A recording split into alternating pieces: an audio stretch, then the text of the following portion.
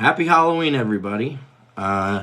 We are catching up from last week's episode that we were supposed to be doing on Tuesday with toxic relationships. So give everybody just a second to jump on, but that's where we're going to be joining with today. I hope everybody's been good. I hope everybody's enjoying Halloween and stuff like that for those of you tuning in and stuff. Hey, Hello. happy Halloween. Happy Halloween. All right. Here we go. First, to start this off, we are talking about toxic relationships today. Now, anyone who is in a toxic relationship that they believe, or an abusive relationship or anything like that, there is help. So I want to start first by saying that the National Domestic Hotline, if you can't talk to your family and friends and stuff, is 1-800-799-7233. And they can get you assistance and stuff like that if you're going through these types of problems. Know that there always is help. Even if you feel like you can't speak up, there is always a way that you can. So what is toxic relationships? So basically the definition of a toxic relationship is a relationship that involve physical or verbal abuse are definitely classified as toxic. But there are other more subtle signs of toxic relationship, including that you give more than you're getting, which makes you feel devalued and depleted. Also, you feel constantly disrespected or that your needs aren't being met. So even simple things like that can be considered a toxic relationship, because a normal, healthy relationship, you wouldn't be feeling those things. So you say to yourself, well, what would be some signs? How do I know if I'm in this? Maybe this sounds a little familiar to me. So, you don't feel safe. Can you openly share your thoughts and feelings with this person that you're with? Does your voice even matter when you speak? Or do you feel like you're always editing yourself, changing what you said to, you make a statement or something like that, you see how your partner reacts, they're not really into it, so at that point you kind of start backtracking, oh, maybe I didn't mean that and stuff. Another thing is, are you afraid of what they'll say or do if you were actually honest with them? If you're feeling those things, you're probably in a toxic relationship. It's probably not healthy, because a normal, healthy relationship, you don't have to worry about things like that. You could just speak your mind freely and be honest with the person without the fear of persecution or, something malicious happening to you or anything like that. So what are some other big signs? And we'll go through it. So you have bad or non-existent communication. If you can't communicate with your partner, if you can't be honest with them, if you can't be yourself and stuff like that, there's probably a problem there. You need to, you shouldn't be in a relationship because you're trying to please somebody. You should be in a relationship because it's something that pleases you. People like to sit there and say that relationships are a necessity, but the actuality of it is it's a novelty. It's a good thing to have. You can go through your entire life without having a relationship and be just fine. One of the greatest things I ever heard of is if you're not happy with your own company, how can you create good company for someone else? So what you want to be able to do is be in it for the right reasons. You want to be able to talk to somebody, to communicate with somebody. If you're not communicating your needs, how are your needs going to be met? And vice versa goes with your partner. If they're not telling you what they like and what makes them happy, how can those needs be met and fulfilled? So that's a big thing. Another thing is you feel neglected or exploited. Nobody should feel neglected or exploited in a relationship. You're in it because you care about each other. It's because you want to be with each other. You're not supposed to be neglected. Obviously there's going to be times where, and we'll get into that, where things come up and your needs aren't always going to be met. But if they're never being met, that's a problem. Because what's the point of being in the relationship if you're not getting anything out of it? If all you're feeling is miserable and down and constantly trying to chase somebody to please them, that's not a healthy relationship. And there are people out there that will reciprocate and appreciate the things that you do. Another thing is that you feel like you've lost yourself. It's a very terrible feeling. I was in a relationship where I felt that same way. I didn't know who I was. When I looked in the mirror, I didn't know the person staring back at me because I was just so far off from, where I thought I was. And I was just trying to please that person and putting my own needs and everything secondary just to make them happy. And in turn, it lost who I wanted. And it was just a terrible feeling. I wouldn't wish that upon anybody to have to go through that. Now, another thing is judgment. If you're constantly under scrutiny for everything, that's a problem. Not everyone's perfect. No one's perfect for that matter. So, you're going to have faults, just like your partner's going to have faults. You shouldn't constantly be judged for your faults, because if they were with you, then they care about you because you're you. You shouldn't constantly have to make up excuses as to why you are the way you are. Someone's going to be with you because they genuinely want to be with you. Another thing, if you feel belittled and ashamed, if you're constantly being belittled and ashamed, that person doesn't really care about you, because someone who cares about you will accept you for your faults and not do those things. If you don't receive any sort of empathy is a big one. You know what I mean? You're going to want a partner that is sitting there and like empathizes with the way that you feel and can understand where you're coming from when you're having emotions or anything like that, or even just general feelings. You want them to sympathize with you and understand it, feel it, put themselves in your shoes, and be able to help you and be there for you. If you're playing a dysfunctional role, that's another big thing. You shouldn't be playing a dysfunctional role. There should be no dysfunction. If you even have to have that word come up, there's probably something wrong. If you feel controlled or manipulated, that's another big thing, because you're going to find people, especially like with narcissists and stuff like that, they're going to try to control you. They're going to try to like control the narrative and make you feel like you're crazy and stuff like that in order to keep you low. And you don't want that. You don't want to be in a relationship like that. Nobody should be in a relationship like that. If you're living under a cloud of rage, if somebody is being, is treating you with rage, I mean, that is a huge red flag. And red flags are something we're going to get into shortly, but that's another big thing. You shouldn't be treated like that. Everyone deserves to be treated with respect. And especially if you're in a relationship with somebody that's supposed to be in love with you or care about you, you shouldn't have to deal with that. Another thing is intense jealousy, and it affects your actions. If someone is constantly accusing you of cheating and trying to say that you're doing something secretive or wrong or something like that, and you're not, that's a big red flag. There's a lot of insecurity that they have and stuff like that. And maybe you should stay away from that person, because those emotions are only going to boil into something more intense. And the last thing is you have limited access or no access at all to money, friends, family, or other resources. If your significant other is trying to cut you off from your friends and your family and all that stuff, that's a big red flag, because they're trying to ostracize you so you have no resources to be able to, know that you're the one that's in this toxic relationship. They're controlling you essentially at that point. Now, Stormy, did you want to jump in on any of that? Yes, I wanted to say that I was in a 17-year toxic relationship from start to finish. Started dating at a young age, and, it's just every one of those points you hit about the toxic behaviors I think I went through during that time. So it's just, it's not a good thing. Yeah, and it's not at all. And you'll know when you're in it, you know what I mean? If something doesn't feel right, it's probably because it's not right. Everybody has intuition and stuff like that. So you want to be able to listen to your intuition. If your gut's telling you it's probably not a good relationship, then it's probably not. But there's a difference too between a toxic relationship and toxic love. Now, toxic love is conversations based upon intent to blame, defend, or manipulate. Love is not supposed to be painful. There is pain involved in any kind of relationship, but if it's painful most of the time, then something's not right. A loving relationship is based upon appreciation and affection and not fear of being manipulated. So toxic love is a real thing. Now, a lot of people get confused the difference between a toxic relationship and an abusive relationship. Now, they're both very similar, but there are differences. So what would define someone as being abusive? So abuse is physical, sexual, emotional, economic, or psychological actions or threats of actions that influence another person to do something. Now, this includes any behaviors that frighten, intimidate, terrorize, manipulate, hurt, humiliate, blame, injure, or wound somebody. That's abuse, okay? Now, what's the other side of that with the toxic? A toxic person or a toxic relationship is someone whose behavior adds negatively just to upset your life. Many times, people who are toxic are dealing with their own stresses and traumas, which is what's making them toxic to begin with.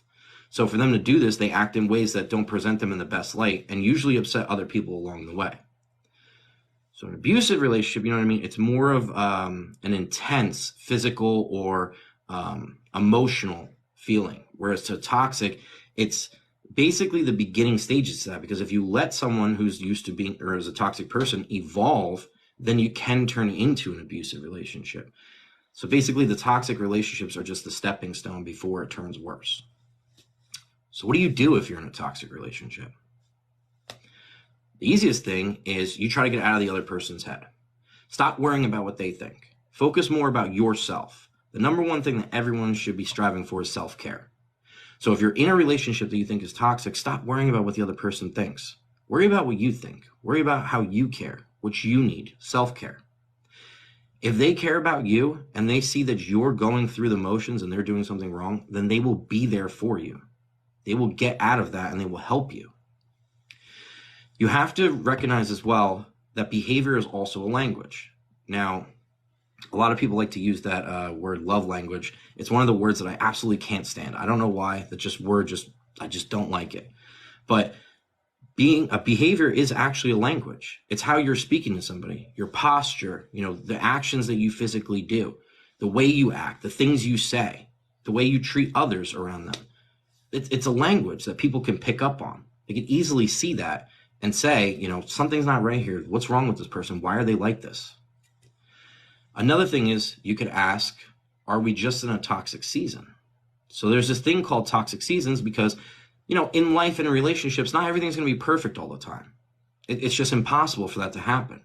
You're going to go through different elements of a relationship where things aren't good, but you have to work at it. You know what I mean? Especially like a marriage and stuff like that. What is it saying? For better or for worse, sickness and health, rich or poor. You have to be able to stand by your person. You chose to be with them for a reason, so you want to stand by them. You want to be able to have their back through thick and thin. Not like how today's culture is where like shit hits the fan and you're ready to run. That's not what it's about. You're not going to find lasting peace or a lasting relationship by doing that. It's just not plausible. Another thing is you want to paint a picture of the kind of relationship you want. So if you sit there and you take the time and you think about, well, I'm looking for this in a person, this, and this, and, I don't want to settle for anything less than this, not to sit there and be shallow. It's not so much about looks, but you want to know how you want to be treated. You want to know how you want to treat another person. You want to be able to map these things out so that way when you do decide to go out in the world and start thinking about getting into a relationship and stuff like that, you already know what you're looking for. If you're talking to somebody and off the bat, they're not kind to you, they're not caring to you, they're not showing interest in you and stuff like that, why keep pursuing it? Is it just for the fact that you don't want to be alone? Because there's more to life than being in a relationship. There's so much more to it. So you need to consider in your head what it is that you're seeking a relationship for and the type of person that you're looking for before you actually get into one. Or if you're already in a toxic relationship, to sit back down and think on that again. See, is this person hitting all the needs that I need them to hit in order for me to also be happy? Most of the time, if it's a toxic relationship, it's probably not. They're probably not hitting the things that you need because then it wouldn't be toxic. Now, another thing you could do is talk to a trusted friend or counselor. Obviously, you can go talk to somebody, in the mental health department to get insight on this, to get resources, to be able to go out into the world and, handle this situation a lot better. Talking to friends and stuff like that. If you're talking to your friends and they're clearly pointing out that something's wrong, maybe you should take a step back and think, is something actually wrong? Is this not healthy for me? Why are they saying it's not healthy? Is there something to it? You could also learn, relationship tools. Sit there and learn what makes a healthy relationship, like what we're talking about right now.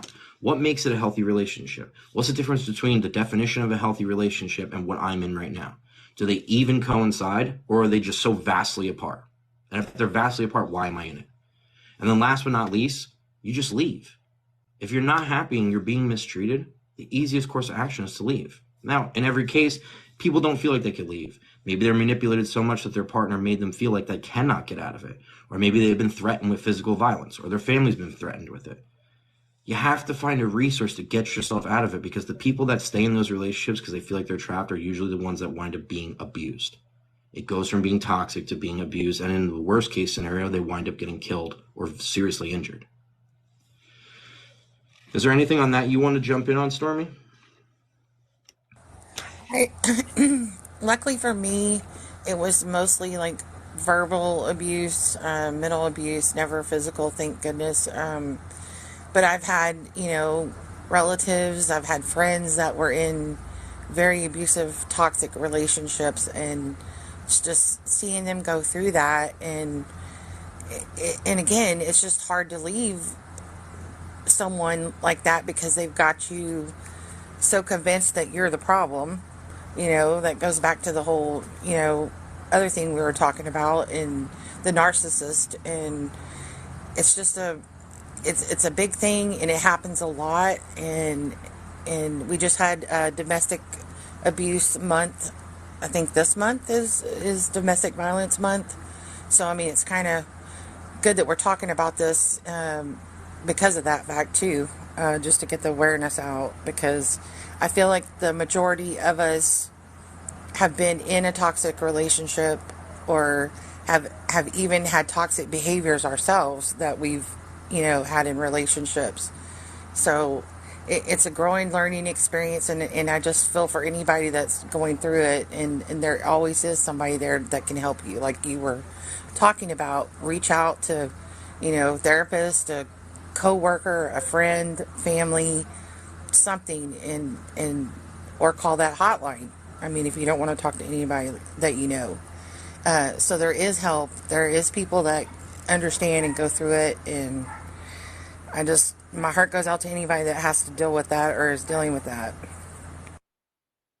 Absolutely. It's a terrible thing. I mean, I myself was in a really toxic relationship once, before we continue on. And, without talking about names or anything like that, because, it's not to put them on blast. It's just to talk about my experiences. And I was being controlled a lot. I was in a relationship with a narcissist, and I felt like I was meant for nothing, that I was useless, that I was just like this loser and stuff like that. And I was constantly being emotionally beaten on and having affection used at me as a weapon. It's like, well, if you want me to be affectionate with you, you're basically going to be under my control, and I'm going to make you do what I want you to do. And you get so addicted to it. You feel like this is love, like this is like how I'm supposed to feel, like, and your self-worth just like plummets, and you start believing this person and start allowing them to treat you this way and do these things to you. And it's so disgusting. And it took a while. Like, I think after I got out of it was like 8 months after that I really started to like see through my own shit in my head, where I was thinking that was such a good person and such a good relationship. Like, and then I started to see that person for who they were. And it made me angry that I had fallen for that I allowed these things to happen, that I was willing to spend the rest of my life with this person when I deserved so much better. Nobody deserves to be treated like that. And at the end of the day, maybe that person wouldn't be so bad if they went and got help themselves. Because a lot of the people that have these toxic traits are because something happened to them in their life. And if they don't rectify it, if they don't stop, like if it's their parents that are doing it, that generational trauma, they're going to keep doing it. They're going to install it into their partners. They're going to use it on their kids. Like, somebody needs to step up and put their foot down and say, listen, if all these guys are leaving me and stuff like that and telling me I'm the problem, maybe I'm the problem. Maybe I need to go get checked out. Maybe I need to admit that there's some fault about me. You know what I mean? It's not a normal thing for you to be jumping from relationship to relationship to relationship without any breaks in between. That's not normal. You're just transferring feelings from one person to another person to another person and feeding them just nothing but lies and bullshit. And you don't feel anything yourself. You're empty inside because you don't know how to love. You don't know what it's like to be loved because you're emotionless. And you think, you know what I mean, that you're sitting there and you're not the problem, but you are. If you take a good hard look in the mirror and look at your past and stuff like that, there's a reason that you're acting the way that you act. There's a reason why people don't stay with you very long. You need to get shit sorted out. You need to go get it looked at, or you're just going to keep pushing people away and creating terrible things. Nobody's perfect. Nobody at all. But there needs to become a time where people take accountability and say, I have problems. I need to go get it fixed, or at least work on it. Because nobody deserves, my favorite thing that I've always said, nobody deserves to go to bed at night wondering why they're not good enough. Nobody deserves that. That's probably one of the worst things you could do to somebody when they're laying awake in bed all night, wondering what the fuck you're doing and why you're acting the way you're acting. And they cannot understand for the life of them why they're not good enough to receive that attention and love from you. It's terrible. But to put my rant aside, what are red flags? Red flags are warning signs that you see that are telling you something is wrong here. Like, it's like blatantly obvious. Something is really wrong here. What would be some red flags in a toxic relationship? Overly controlling behavior. If they're trying to control your every move, that should be a huge red flag for you. Nobody does that. Nobody in a normal relationship does that. If they're sitting there saying you can't have any friends that are guys or anything like that, that's probably a problem. You should be able to have people of the opposite sex as friends. Nobody should be able to sit there and say that you're not capable of doing that. That's not right. If they have no trust in you whatsoever, even if you go in the other room, they got to check on you. What are you doing? What are you doing in there? What are you doing? Like, that's a problem. That's not okay. If you see that they have very, very low self-esteem, that's probably another problem. Why do they have such low self-esteem? Why are they making you have low self-esteem? Hey, how's it going? Another thing, physical, emotional, or mental abuse. If someone is abusing you in any one of those ways, that should be a red flag, because you're not supposed to be being abused. You're not supposed to be getting those things. That's not normal. If they have a problem with substance abuse, if they're using drugs or they're drinking or whatever the case may be, they're obviously dealing with something. They have an addiction or they have a problem that they're not addressing, and they're using these substances to cope with it. That's an issue. That's another red flag. Why is this person like that? If they're a narcissist, that in itself speaks for itself. I mean, we've talked about narcissism in the past when we did our gaslighting and stuff, and that's a huge thing that you need to watch out for. If a person can't admit that they're ever wrong, that's a problem, because everyone is wrong at some point, even if it's something minuscule. And from being in a relationship with an absolute narcissist and realizing that they never admit fault for literally anything, even as far, like as simple as, did you like leave the toilet seat up? And they can't, like, there's obviously a problem there. If they have anger management issues, just so happened that toxic relationship that I was in, she also had anger management issues. There was a couple times I went to work with shiners from getting punched in the face. Or she would immediately, when you brought up something wrong with her, would implode and turn straight to her fists. Codependency. People sit there and they say, you know, on the other side of the thing, like, oh, I have separation anxiety, like I can't be away from you, I need to be around you all the time. And yeah, you know, when you're in the honeymoon phase of a relationship and stuff, obviously you want to be around somebody all the time. Well, now it's a year into the relationship and they're still lodged like at your, or locked to your hip. There's probably something wrong there. Why are they like that? Why can't they let you leave the room? Why can't they let you go out with your friends? Are you doing something wrong, or did they have issues? And that's the red flag you need to spot. If they have the inability to resolve conflict, so if something happens, obviously in a relationship, people are going to argue. If they can't ever sit there and try to resolve with you and reason with you, and they're just like, oh, whatever, and they just leave the conversation, just hope it gets resolved on its own, why? Are we ever going to talk about it? Are we ever going to fix it? Or do I just got to like put my own needs aside and pretend like there is no problem? It's a red flag.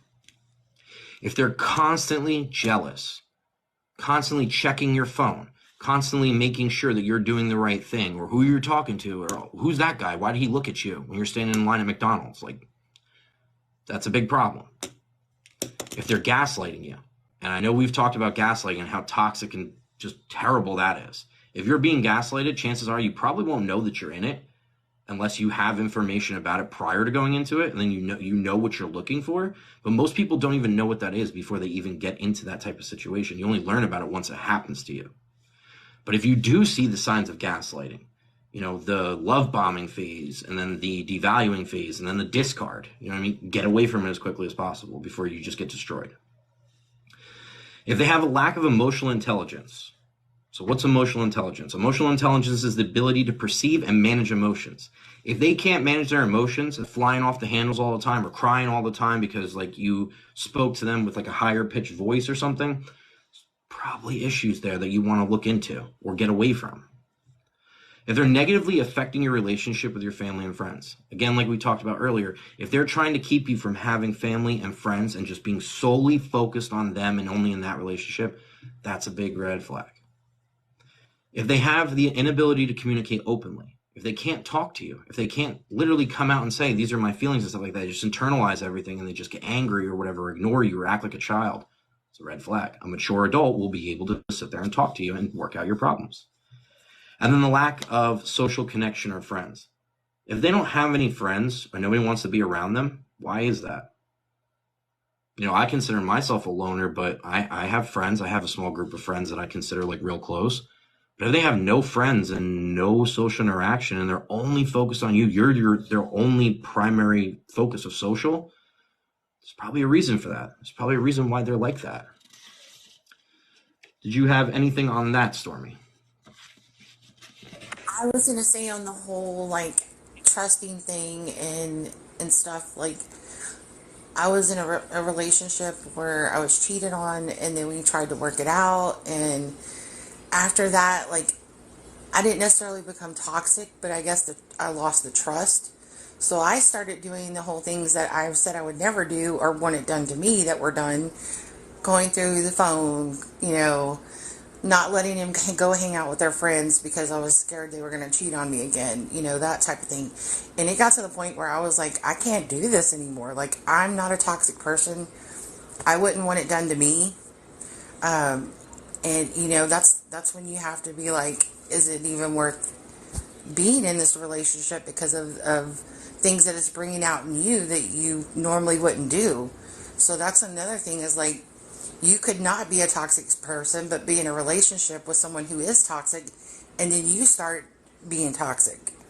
So I mean, there's two sides to it, and it's definitely can be two toxic people together. Definitely don't mix at all either. So, yeah, it's a lot to deal with, and definitely when you see yourself not being who you are or who you are, being with a person, it's time to rethink what the relationship and rethink what you want in life. And it's hard to let go, but sometimes you have to.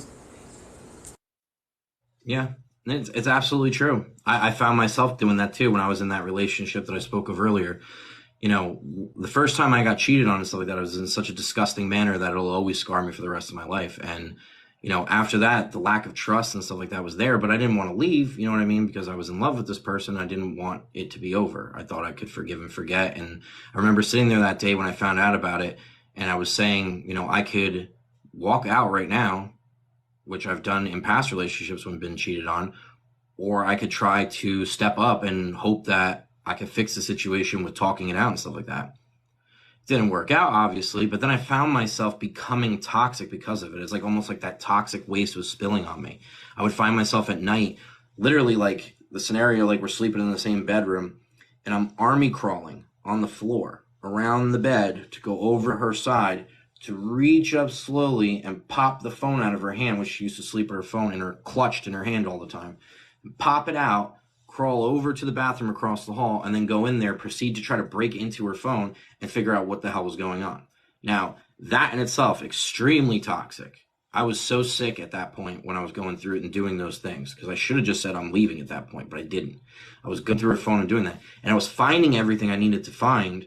And still at that point, I was still trying to reason with why I should stay in this. I'm still not listening to my family who's telling me, like, leave her, like, don't do this. Like, even my own brother wouldn't even be in the same room as her because he couldn't stand her and he could not understand why I was with her. And even to this day, he probably hates her more than anybody on the planet. But, there was no reasoning with me at that time because I wasn't well. I was in a toxic relationship and I was sucked into all of it. So just like Stormy said, it can drag you into it, and then you find yourself becoming toxic and doing toxic things that you would never do. Like, I would never, even prior to that, I never checked any one of my girlfriend's phones. I never felt the need to, and I knew I was being cheated on in some of the relationships. But this relationship in particular, I guess, I don't know. There was just something about it that was so toxic and dragged me in that I felt the need to do those types of things. And it was unhealthy. And it was only once I got out of it that I was like, wow, like I was so far gone because of this. So now we're going to get into red flags and yellow flags. There's yellow flags. So yellow flags are similar to red flags, but they're only slightly less severe. So a red flag is a clear warning sign. Where in contrast, a yellow flag indicate a problem or area that needs to be addressed, something that could be corrected, something that could be dealt with. There are bound to be imperfections with people, and areas for improvement are in all good relationships. Not everybody's going to be perfect, especially when you start dating somebody off the bat. They don't know you. Maybe they did know you from prior before the relationship, but maybe you met them online. Maybe you're just starting to talk to them now. You learn as you go. And then you'll find things. You're like, okay, well, this person doesn't like the way that I chew my food. Or maybe this person doesn't like the fact that I drink. Or maybe this person doesn't like the fact that I hang out with like this person who's clearly into me. Like, there's different things. And you're going to learn that by being with somebody and then having good communication and saying, hey, these things that you're doing are upsetting me. Can we find a way that we don't do this anymore and we get back on track and be healthy? That's a healthy relationship. An unhealthy relationship is somebody scrutinizing you and saying, well, you're just ruining this relationship because you're doing this and you're doing this and you're doing this. Well, it doesn't solve the problem. You're making it worse. You have to have good communication and talk these things through. So, however, there's no relationship where talking to somebody is going to create more harm than good. It's not. Not talking to somebody is going to create more harm than good because it's going to allow that person to believe their behaviors are acceptable. And if they're toxic and you're not speaking up and saying anything about it, how do you expect the problem to be rectified? It won't. Yellow flags are signals that point directly towards patterns or behaviors that need to be shifted in order for the relationship to flourish. Whereas the red flags are already set in stone. They're already portraying to you that this is what I am and this is what I do. Yellow flags, it's like we're going down that course, but you have the availability to try to change that course and alter it, to stay away from it going to a red. So an example of like a red flag, it might be when a partner forbids you to go anywhere without them. Like we were talking about before, that just super control. A yellow flag could be them becoming grumpy or angry when you do go out with your friends. Not everybody's going to be happy, you know what I mean? Like if I was in a relationship and my girlfriend wanted to go out drinking with her friends at a concert and it's a Tuesday night and you know what I mean? Like I'm like, well, you got work in the morning and stuff like that, Yeah, it's normal to be upset about that. That doesn't necessarily mean it's a yellow flag. But if it's that whenever that person, if my girlfriend ever wants to go out and I'm upset because she's going out, that is a yellow flag. Now that yellow flag turns into a red flag because I'm telling her you're not going out anymore or I'm going to leave you or whatever the case may be. Now that yellow flag wasn't addressed. She didn't speak up and say, hey, like what's going on? Why are you so insecure about this? Why does it make you so upset? You let it manifest into a red flag and now it's like the controlling factor comes in and now it's just too late. So how do we address red flags? If we do have to run into them, how do we address them? Well, like we said before, you have to acknowledge your own needs. You have to acknowledge what makes you happy, what makes you tick, what you need out of life, what you need out of this relationship. You need to acknowledge that, accept it, and act on it. You need to be able to communicate. Like we talked about it several times now. You have to communicate. If you don't speak up or say anything, nothing's going to change. You have to avoid being overly emotional. You can't just go into it with like fists of rage, trying to tell the person they're doing something wrong or just crying and crying and crying and like not getting it across. Because chances are if you're just sitting there and crying, the person might feel bad, but they're not addressing the problem. They're just soothing you in the moment, ultimately to wind up doing the same thing again. You need to have a clear mind when you sit down and talk to the person. If you need to seek professional help. Sometimes people have to go talk to counselors. I've done it before. To deal with my last relationship and stuff like that. It happens. It's normal. You get that help, you get through it and stuff like that. It's a good thing. It's not something to be ashamed of. Being ashamed, when you should feel ashamed is if you don't go do something about it and you continue to let history repeat itself. That's when you should be ashamed because you're not helping yourself nor anyone else around you by just allowing this behavior to continue. You have to be honest with yourself too. You have to know that something's wrong. You also have to be able to admit fault, that you have things that are wrong with you, and you have to be able to try to fix them. You have to set boundaries. If someone is pushing the boundaries with you and they're going too far or making you do things that you don't want to do or making you feel ways that you shouldn't want to feel, you have to set boundaries. Hey, this is not okay. This is where I crossed the line. We're not going to be acting like this. You're not going to be talking to me this way. If they don't respect your boundaries, then they don't respect you. You have to be able to stay within your family and friends. Connect with them. Talk to them. Tell them what's going on in your life. Find somebody that you confide in, even if it's just one person, that you can sit there and confide in and tell them everything. they're going to tell you whether the situation's messed up or not. They're going to sit there. They're going to be for you. If they're your friend or your family, they're going to be there for you. They're going to care about you. They want you to do good. They don't want to see you like drown. They want to help you. So you need to be able to open up to them and be honest. Don't just tell partial stories. Just be like, oh, you know, so-and-so was like real angry last night and stuff like that. And, you know, I'm just feeling a little off, when in reality, so-and-so has been angry for the last 7 months and has been taking it out on me. But I'm only making it seem like it's like isolated incidents.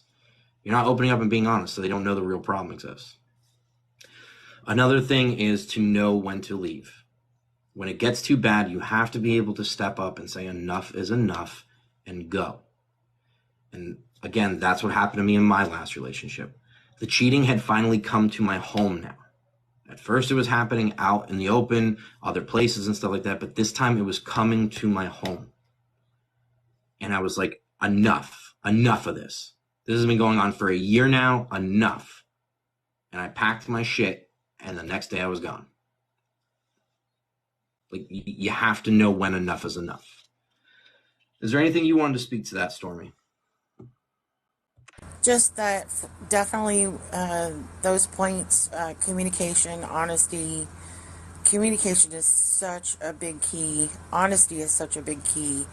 A lot of people, I feel like, including myself in past relationships, you know, you hold stuff in. You're not completely honest about your feelings because you don't want to hurt that person, or you don't want that person to leave you. So you're not only hurting yourself by not, you know, letting them know how you're feeling, you're hurting the relationship as well. So definitely communication, honesty, big thing. Absolutely. It always is. Not just, I was going to say, not just in relationships and friendships too. I mean, you know, you and I went through a lot of things together. You know, and communication was the big key. Honesty was the big key. Boundaries. I mean, even in a relationship, you should have boundaries with one another. So definitely those three main things are very important in a relationship or even a friendship. Absolutely. And it's something that everyone needs to respect. The toxic relationship, it's not just because it's a sexual partner. It could be a friend, just like Stormy said. It doesn't necessarily mean just because you're sleeping with that person that's what I'm talking about. It's a lot of things. You can have a toxic relationship with your family members too. You know what I mean? Like, I have a toxic relationship with my mom. It's just a normal thing. Like, we can't communicate with each other because we don't care for each other. So that in itself is a toxic relationship. There's so many different things. I have a toxic relationship with my boss. You know what I mean? There's so many other things that this happens. So now that we've talked about the actual relationship itself, what happens afterwards?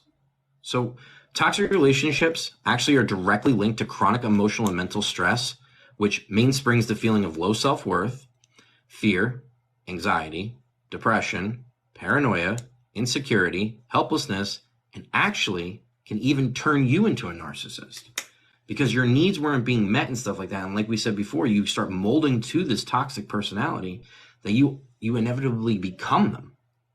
The thing you actually hate and you're trying to get away from, you actually turn into, because it's learning behaviors.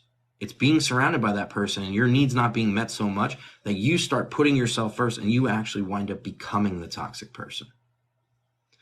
Many toxic relationships, they leave us with extreme self-doubt. If you experienced a relationship where you were always made to feel as if you were wrong, you did not understand anything, or were incapable of doing certain things, then that experience will naturally have a lasting effect on you. If you're constantly doubting yourself because the person's telling you you're not good enough, or they're beating up on you and stuff like that, you're going to be made to feel like you're worthless. That will continue to carry on, especially little things in life. You know what I mean? Like, oh, I didn't get that job promotion. It's just like so-and-so said, like, I'm no good. I'm not this. Or, you know, my car broke down and stuff like that, and I can't fix it on my own. Like, I really am useless, just like they said. And you start believing the things that you were told. You start believing it. I did. I believed it all the time. My last relationship, when I was told like horrid things, I started actually believing it. I started believing that I was the problem, that there was something wrong with me. And that's not to say I was perfect, because by far I was not.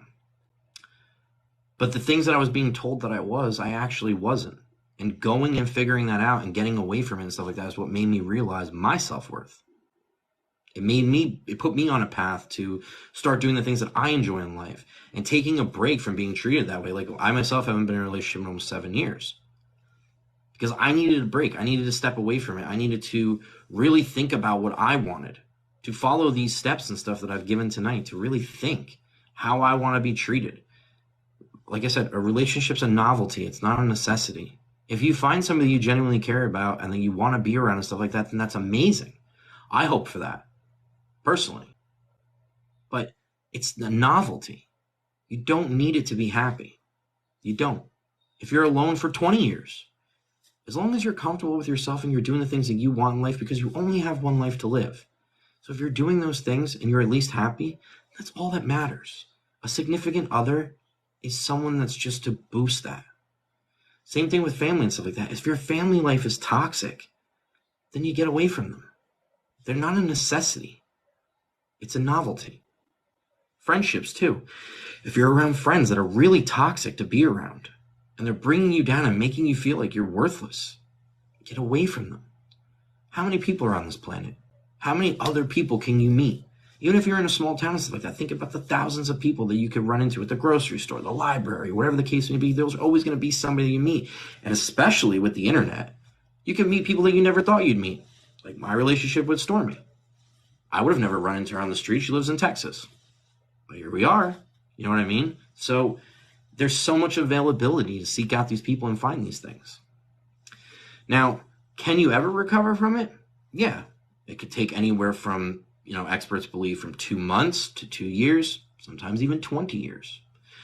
There's some severe relationships that have serious effects that survivors actually never recover from. So there is things in a relationship that technically can be so bad that you never actually recover from it. But, psychological help can assist you in easing that pain and help up the recovery process. Again, it's asking for help. It's opening up about the things that happened and being honest. You can't just sit there and say that person was just a problem all the time and they're so terrible and blah, blah, blah, blah.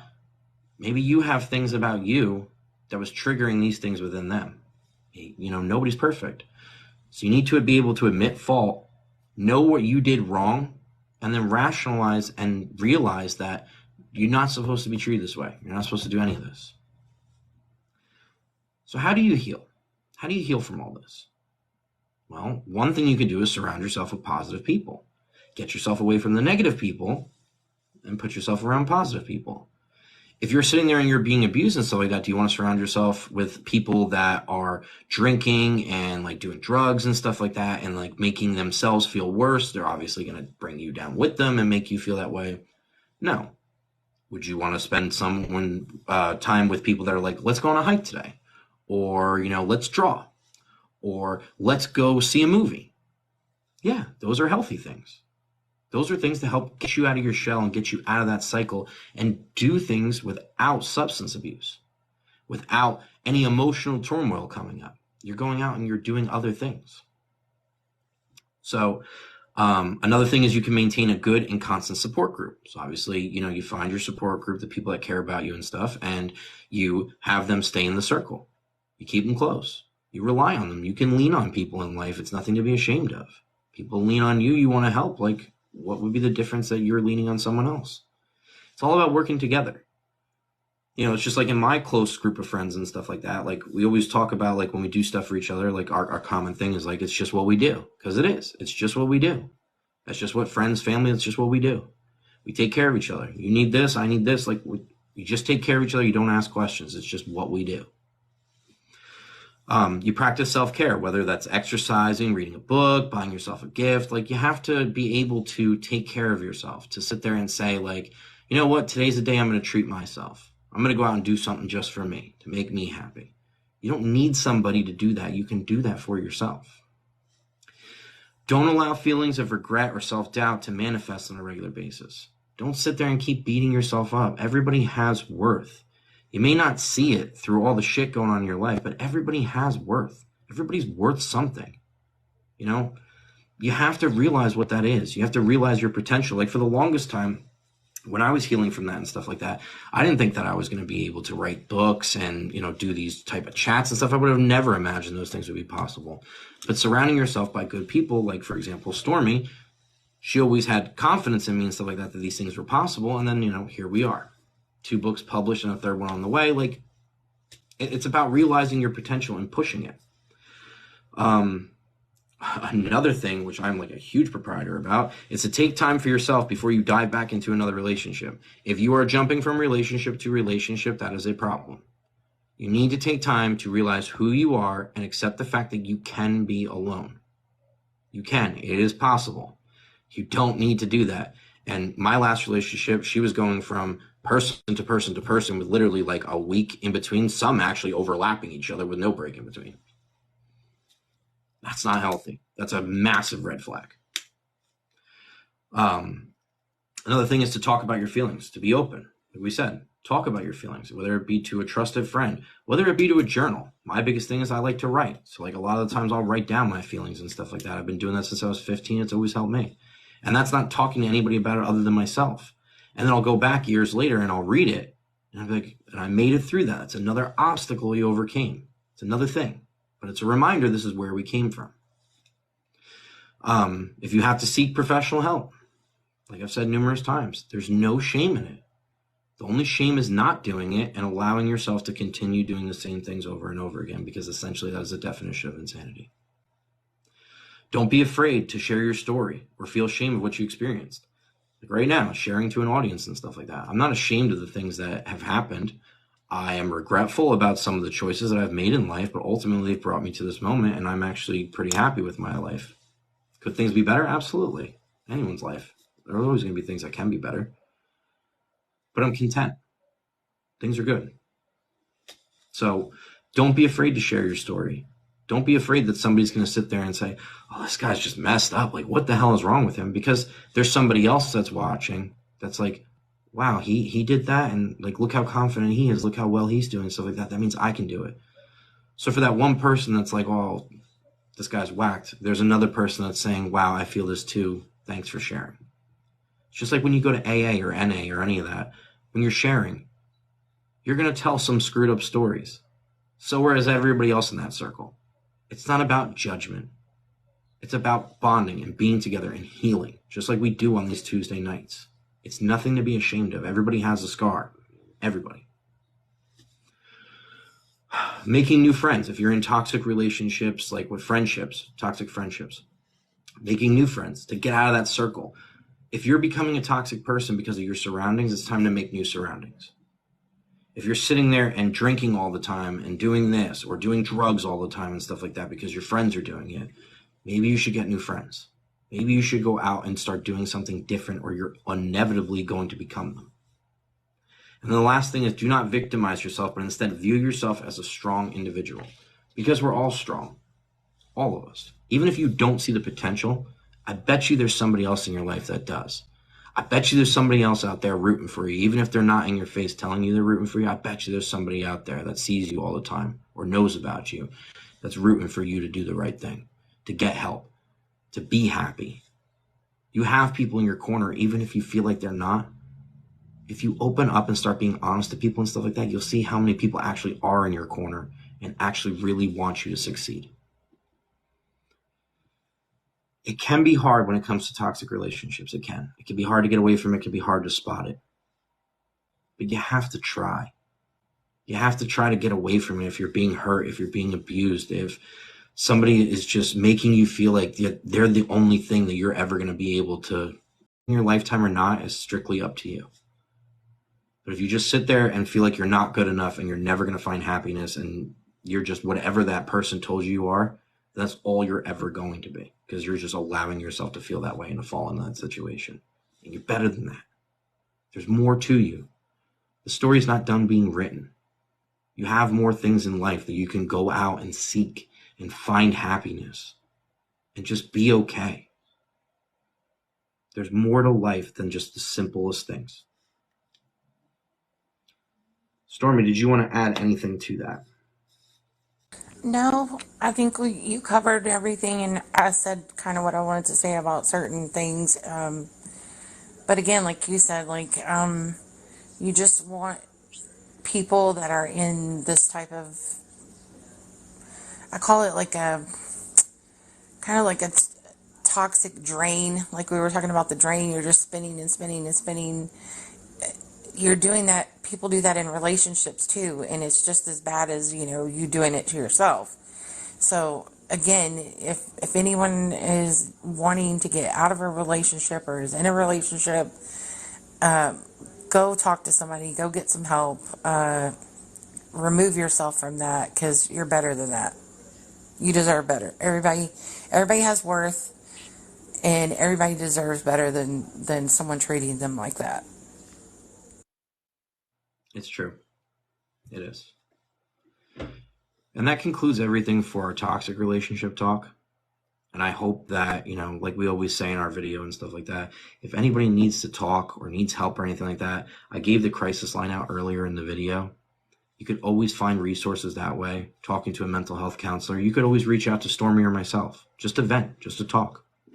I actually had someone reach out to me earlier in the week today that I was talking to for like 2 days, and they were saying to me that they had actually left one state and went to another state because they were in such an abusive relationship that they felt like they had to run from that person, to literally move states. But they got out of it. And they even explained to me too that they're feeling so much better, and they were really excited to check out this talk tonight and stuff like that. And if you're watching, I'm happy that you made it out of it. I'm happy that you did it. It's such an incredible thing that you were brave enough to do that. That's amazing. And going forward, some of our talks get like a little intense and stuff like that because we talk about hard subject matter and stuff. It's not that we're trying to do it to make anybody be triggered or anything like that. It's more so to give resources and show that you're not the only one that feels this way. You're not the only one that goes through these things. Hell, 90% of my relationships were like toxic and fucked up. That's just the type of people that I used to choose. And it took me to stop dating and stuff like that to figure out what I truly want. What I truly want to be happy. Because I had to make myself happy. I had to find out what was going to make Nick happy. And I did. So that way that if I do get in another relationship or anything like that, I'm not carrying over the same weight and bullshit into that one because I know what I want, I know my worth, and I'm not going to settle for less. I want my next relationship to be my last relationship or not at all. Because I'm done. You know what I mean? You get too old to be cheated on and deal with the bullshit and the lies and stuff like that. You just want to be happy. At the end of the day, it's creature comfort. You want to be able to come home to a person that cares about you, that genuinely is concerned about how your day went, and that are actually happy to see you. Not the toxic stuff, not the red flags, not the yellow flags, none of it. Just genuinely happy to be a part of your life. That's what everybody should want. To sit through it. Not every relationship is going to be sunshine and roses. There's going to be hard times. You just got to stick with it. If you really care about that person, you'll stick with it. I'm a big believer in sticking through the bad times because it's ultimately so much better when you make it through that and you come out stronger. Not running away.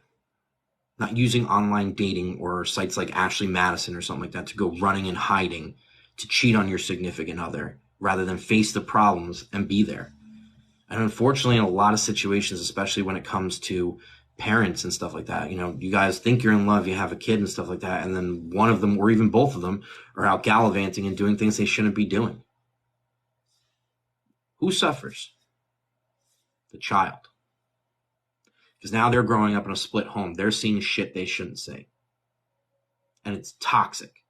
So that toxic waste, you're in a relationship with somebody and you're like, well, I don't really care for them anymore. I'm just going to go out and do whatever I want. Sure, you're hurting them, but you're also hurting your kids too. And that leads me to my next point. And that is, I posted our schedule of what we're going to be doing for the next 3 weeks. It's on my TikTok. Check it out. Next Tuesday, we are going to be doing child custody court.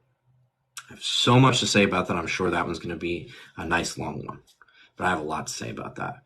How men are treated, how women are treated, the money grab that it actually is, and all the unnecessary drama and bullshit that goes on behind the scenes. Who's affected by it, though? Yeah, financially and stuff like that, you're hurting, of course. It cost me $100,000. in 4 years of my life that I'll never get back. Wasted time. But who's it hurting? Your child. Because you can't figure it out. And you might be in a situation where the significant, or your ex or whatever, is not a reasonable person. And it does happen. And you have no other choice but to let the courts handle it. But just remember the wise words that my dad always told me. You're just a number to them.